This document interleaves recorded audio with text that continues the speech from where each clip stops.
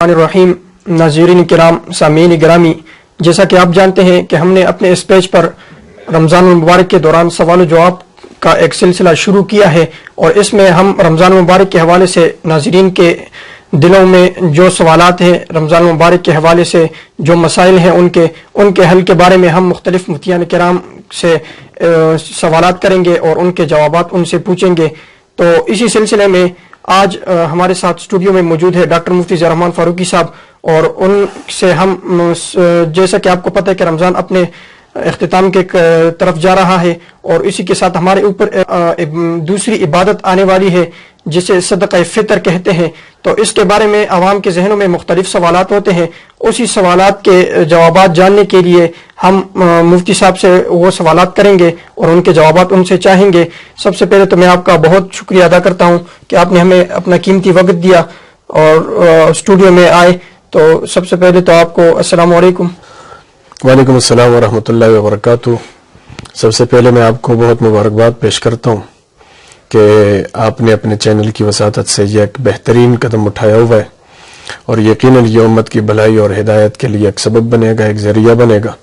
میں ایک بار پھر آپ کو مبارکباد بھی پیش کرتا ہوں، اور ساتھ ساتھ میں اللہ کی بارگاہ میں دعا گو ہوں کہ اللہ رب العزت آپ کی یہ کاوش اپنی بارگاہ عالی میں منظور و مقبول فرمائے۔ اور جس طرح آپ نے اس طرف اشارہ کر دیا کہ یہ ایک رمضان المبارک ایک تو روزوں کی عبادت ہے، پھر اس کے اندر اور بھی بہت ساری عبادات ہوتی ہیں، اور ان عبادات کے اندر ایک اہم عبادت وہ صدقۃ الفطر بھی ہے۔ آپ نے اچھا کیا کہ سامعین کو ایک اچھا پیغام چلا جائے گا، ان کے ذہنوں کے اندر جتنے شکوک و شبہات ہیں انشاءاللہ وہ دور ہو جائیں گے۔ میں آپ کا ایک بار پھر شکریہ ادا کرتا ہوں۔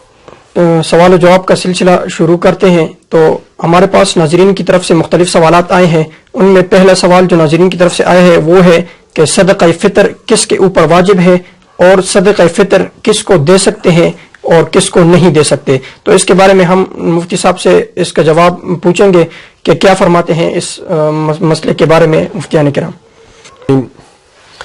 یہ آپ نے بہت اچھا کیا، صدقہ فطر کے حوالے سے آپ نے سوال کیا۔ بہت سارے لوگ سوالات کرتے ہوتے ہیں، ہر ایک کو فرداً جواب دینا یہ ہمارے بس کا کام بھی نہیں ہوتا اور بڑی مشکل ہوتی ہے۔ تو صدقہ فطر کے حوالے سے ایک بنیادی قاعدہ سمجھ لیجئے، اور سامعین کرام جو ہے سب کی طرف یہ آپ پیغام پھر شیئر کریں کہ جس شخص کے اوپر زکوٰۃ واجب ہے اسی شخص کے اوپر صدقہ فطر واجب ہے، اور جو شخص زکوٰۃ لے سکتا ہے وہی شخص صدقہ فطر بھی لے سکتا ہے، اور جو شخص زکوٰۃ نہیں لے سکتا وہ شخص صدقہ فطر بھی نہیں لے سکتا۔ یہ ایک بنیادی بات ہو گئی۔ اب کون سی مالیت ہے، مال کتنے نصاب تک پہنچے گا کہ اس کے اوپر صدقہ فطر واجب ہو جائے؟ تو وہ 52.5 تولہ چاندی یا 7.5 تولہ سونا۔ اگر کسی شخص کے پاس یہ دونوں موجود ہے، یا ان میں سے کوئی ایک موجود ہے، یا ان دونوں میں سے کسی ایک کی مالیت موجود ہے، اور ضروریات اصلیہ کو چھوڑ کر اس کی قیمت بنتی ہے، ضروریات اصلیہ کو چھوڑ کر، قرض کو چھوڑ کر، باقی چیزوں کو چھوڑ کر اتنی مالیت میں اگر اس کے پاس سونا موجود ہے یا چاندی موجود ہے یا اس کی مالیت موجود ہے، تو ایسے شخص کے اوپر صدقہ فطر واجب ہے، اور ایسا شخص کسی اور کا صدقہ فطر وصول نہیں کر سکتا ہے۔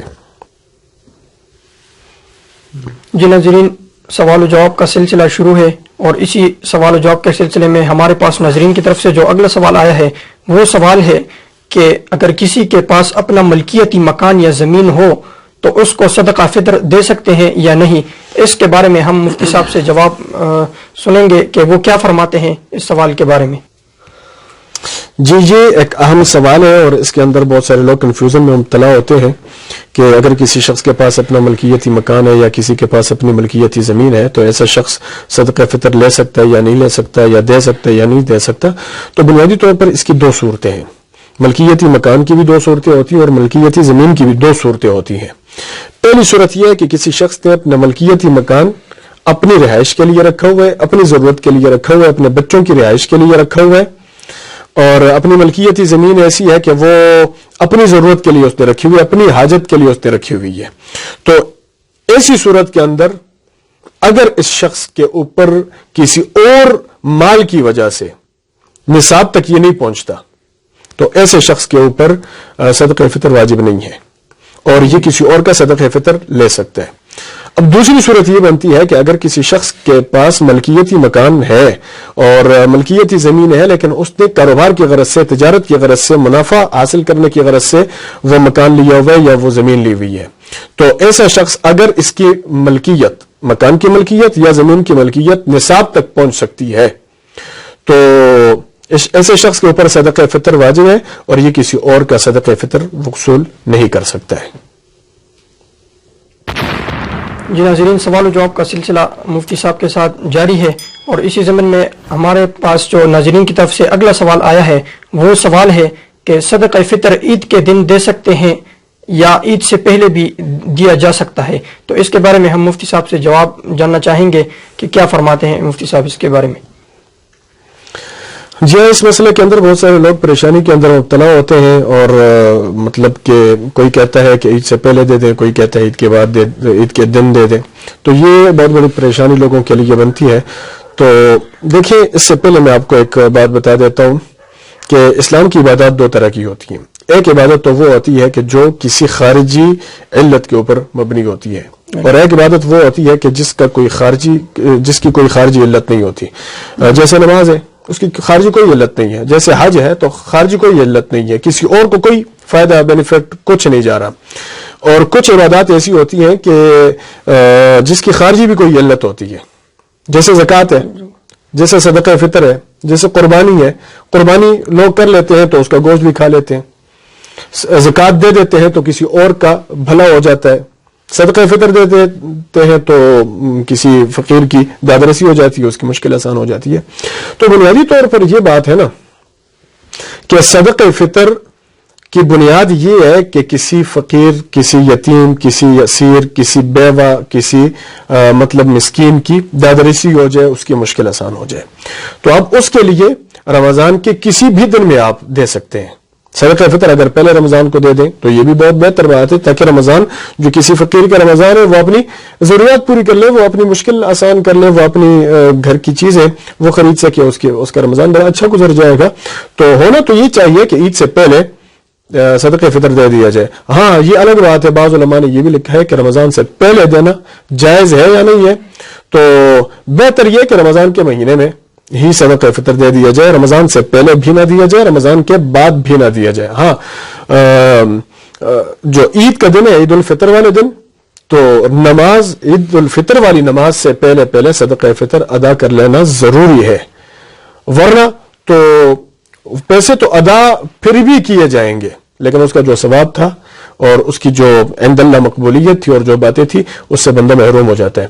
یہاں ضمن میں ایک سوال میرے ذہن میں آ گیا ہے، ناظرین تک وہ سوال پہنچ بھی جائے گا، بہت سارے لوگ اس کے اندر مبتلا بھی ہوں گے، شاید بہت سارے لوگوں کے اندر کے ذہنوں کے اندر یہ سوال ہوگا بھی۔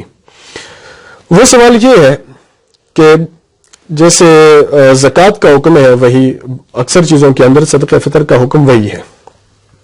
اب ایک چیز ایسی ہے جس کے اندر زکوٰۃ کا حکم الگ ہے اور صدقۃ الفطر کا حکم الگ ہے، وہ کیا؟ اب مثال کے طور پر یکم رمضان کے اندر کسی شخص کے پاس مال آ گیا، اتنی مالیت میں تھا کہ اس کے اوپر زکوٰۃ واجب ہو جاتی ہے، اور یہ سلسلہ چلتا یکم رمضان سے ایک دن پہلے اس کا یہ مال ختم ہو گیا، ضائع ہو گیا، چوری ہو گیا یا کچھ اور ہو گیا، تو سال نہیں گزرا تھا، اس کے اوپر زکوٰۃ واجب نہیں ہوئی۔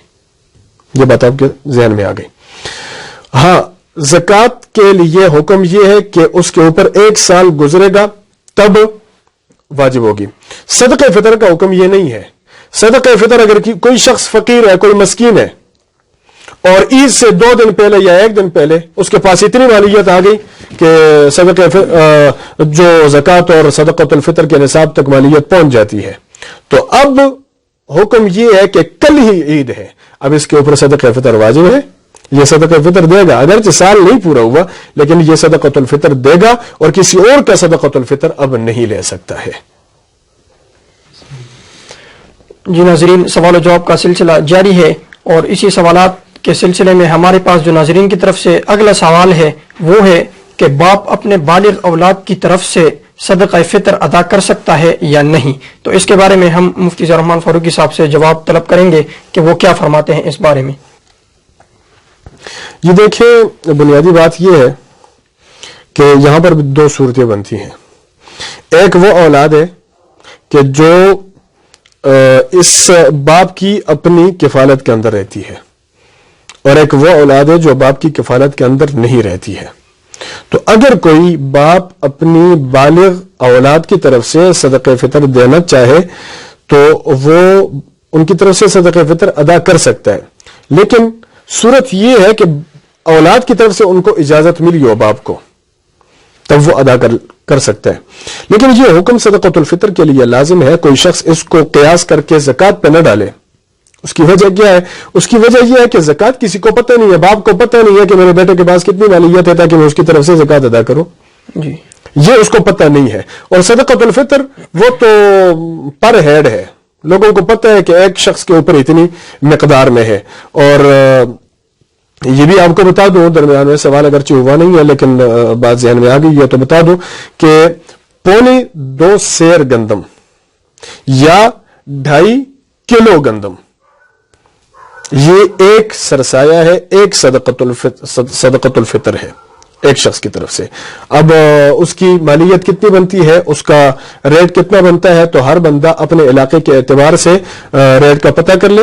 کسی کے علاقے کے اندر ریٹ زیادہ ہوگا، کسی کے علاقے کے اندر کم ہوگا. یہی بات ہوتی ہے، بعض لوگوں سے پوچھ لیتے ہیں جی کتنی مالیت ہے صدقۃ الفطر کی، تو ہم کہہ لیتے ہیں کہ اتنی ہے، تو وہ ہمیں فون کر کے بتایا جی کراچی سے تو یہ فتویٰ آیا ہوا ہے، دوسرے کہتے ہیں لاہور سے تو یہ فتویٰ آیا ہوا ہے، تیسرے کہتے ہیں پشاور سے تو یہ فتویٰ آیا ہوا ہے، کوئی کہتا ہے راولپنڈی سے یہ فتویٰ. اس کی بنیادی وجہ یہ ہے کہ گندم کا ریٹ ایک جگہ پہ کچھ اور ہے، دوسری جگہ پہ کچھ اور ہے، تیسری جگہ پہ کچھ اور ہے.